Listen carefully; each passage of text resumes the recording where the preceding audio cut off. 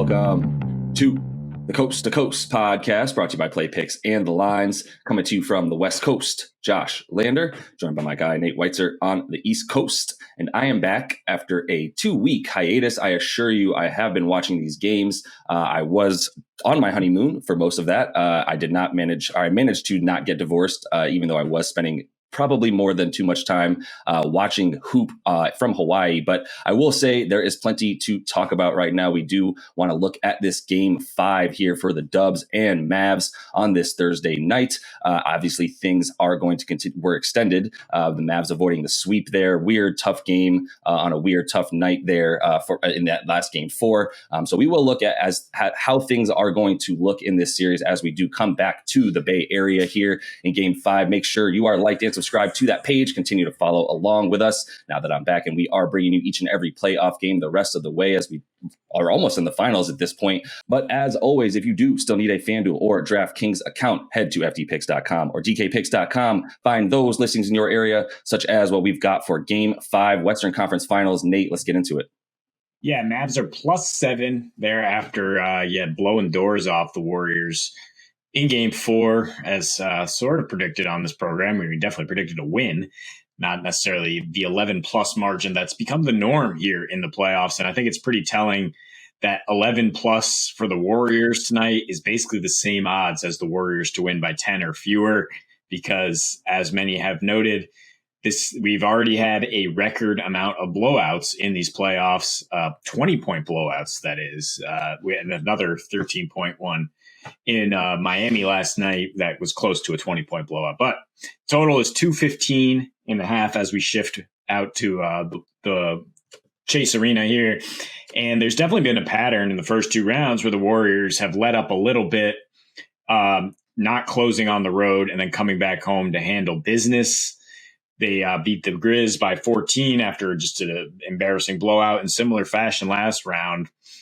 I think that they get the job done here tonight, but I don't think it's going to be such superior execution that the Mavs are just run out of the building. I think that the Warriors are going to have to do this on the strength of their championship acumen, and that it is actually going to be a 1 to 10 point margin. I know that's going out of the limb here, like I said, because it just hasn't happened much in these playoffs, but I think we have a close one down the stretch. I would rather take Dallas +7 than the Warriors to win another blowout. And then, like I said, the point margin of 1 to 10 points is +175 if the Warriors win by single digits. So, I mean, Dallas, I think game 3 was the outlier here, not game 4 of them hitting 23s. That's certainly positive regression, but this is a team that knows how to score on the Warriors, and they actually won the shot quality battle in all 3 games, including their 25-point loss in game 1. So they had won 9 of 11 meetings with the Dubs coming into this. They had covered in 11 of 14, and they were going over consistently, over in 6 of the last 8 regular season meetings. Now that we're on the road for the Mavs, the pace is going to ramp up. Their defense has been way worse. 122 defensive rating in their last 6 road games, 4 of those going over in the playoffs, allowing 115. And Golden State scores a lot more at home, 118 points per game, where they're undefeated in these playoffs. The last time we saw them at Chase, they had a 130 offensive rating, pulling off that incredible comeback after the Mavs scored 72 in the first half. And just, again, capitalize. It's whether they capitalize on these great shot quality threes that Luka is creating every time. And I think that, you look at the home road splits. Yes, Bullock, Kleba, Dorian Finney-Smith, all much worse on the road in terms of their shooting splits.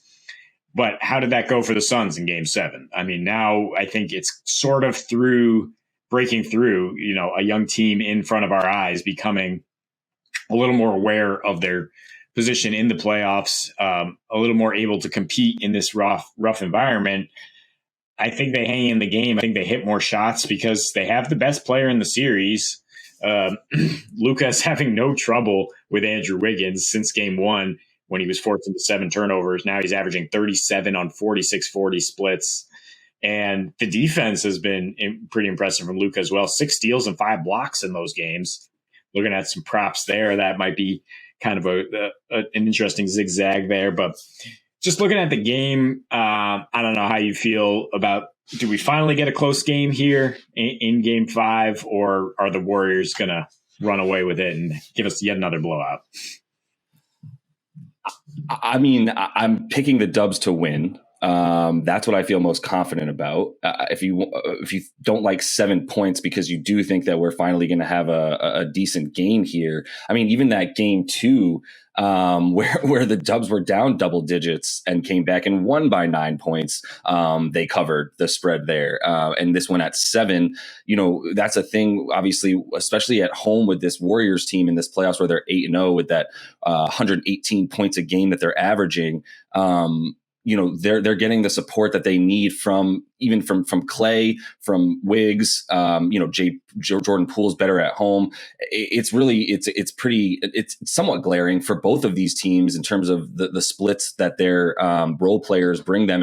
And really at this point, for outside of Steph Curry in terms of a scoring superstar, and then Draymond as far as everything else superstar, they're the two that are consistent right now in a way that as long as you're getting something from two people outside of those two. If it's Clay, some combination of Clay, Poole, Otto Porter Jr., and the like, obviously continuing to get good minutes from Kevon Looney as well. If they're going to get 15 to 20 from two other guys as they've been getting consistently, and now that they're at home, most of these players for them are playing better, then you've got to like them to be able to at least win this game.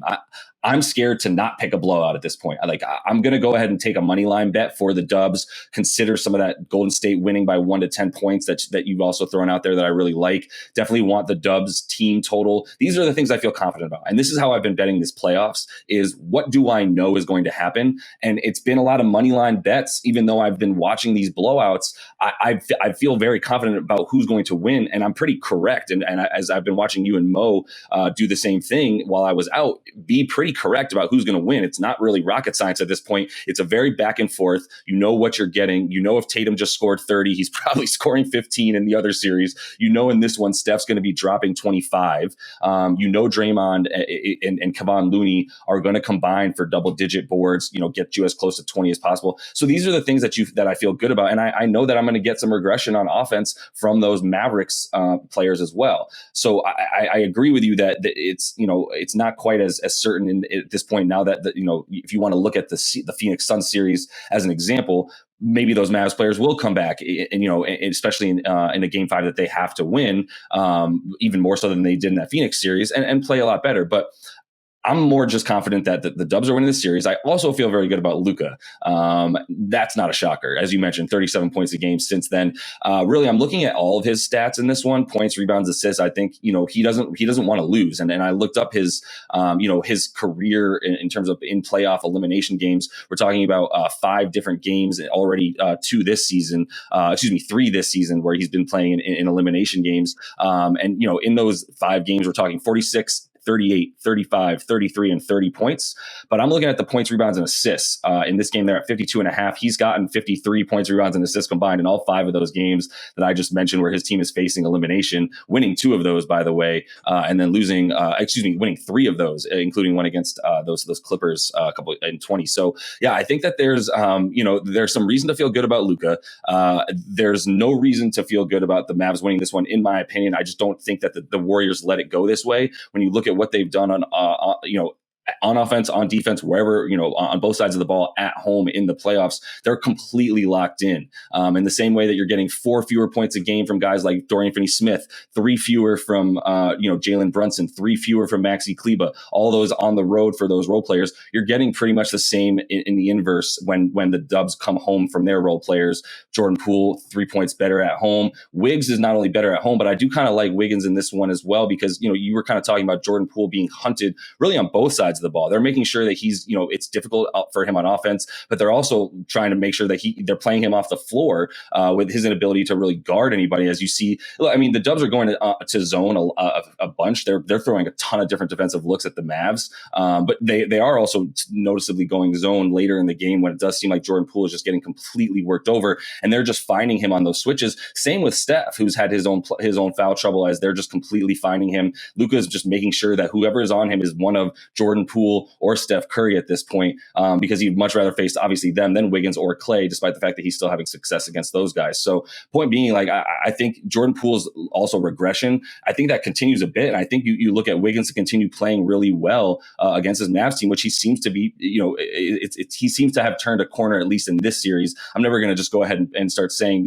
this is the player Andrew Wiggins is, as he's been that inconsistent for that long.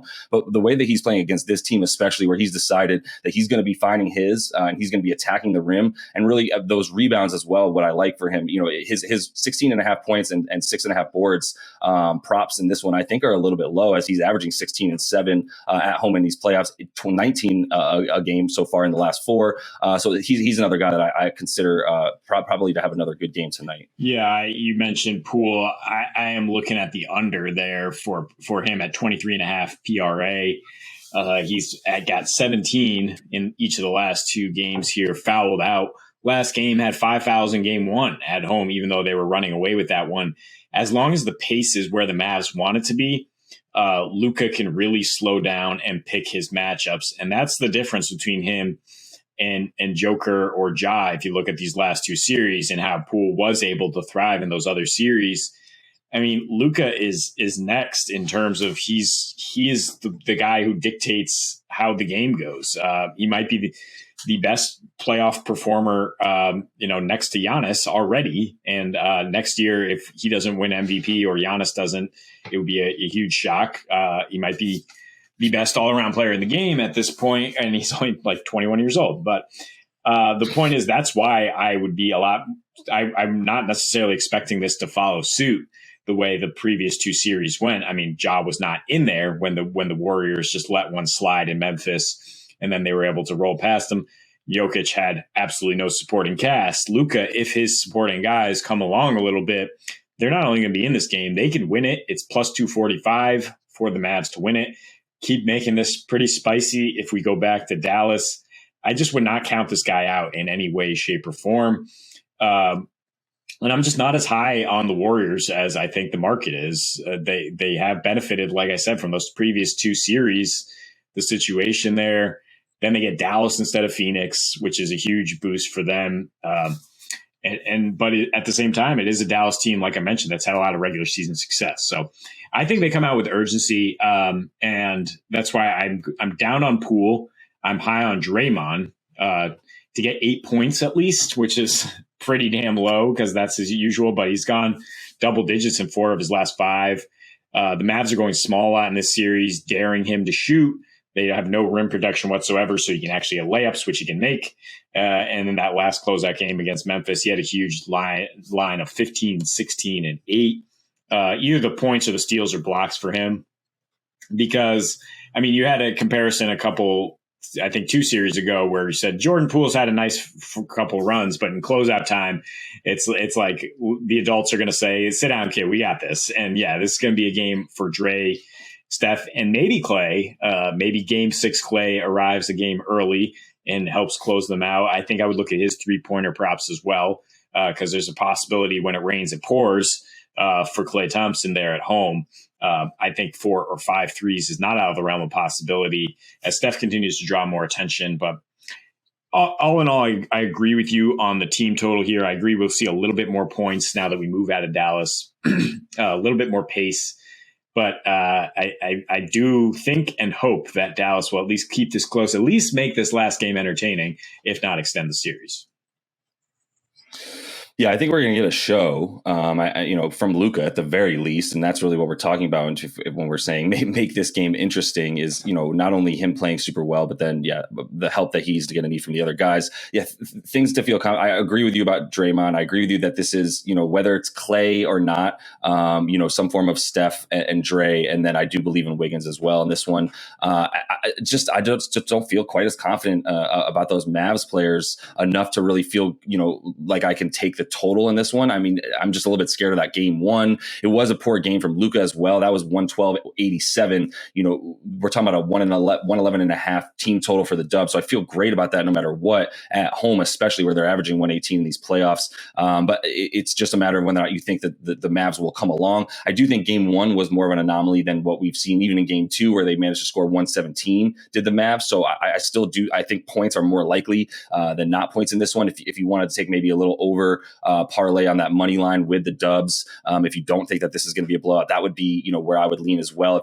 Or like you were saying, that dubs win by 1 to 10 points is something that you feel good about too. I don't think Luka is going to just sit down and roll over, even if you see a double digit spread in the first half for the dubs. If they come out big, I do still think there's plenty of reason to think that especially the pace that they play at for the Mavs and the efficiency with which they can play on offense, you can still feel good about them coming back and covering that total, and that they'll be fighting till the end no matter what, trying to score, trying to put up points, and should be able to get you over that 215.5 or so, as well as I think the dubs easily get up close to 115 themselves in this one. So that is all the time we have. Hopefully not necessarily the last Western Conference Finals game, as we're having fun doing this, but obviously we'll see either way. And we will be back with a game 6 in that Eastern Conference Finals as well. So make sure you are liked and subscribed. We'll continue to bring you each and every playoff game as we run along here. So until we see you next, happy betting.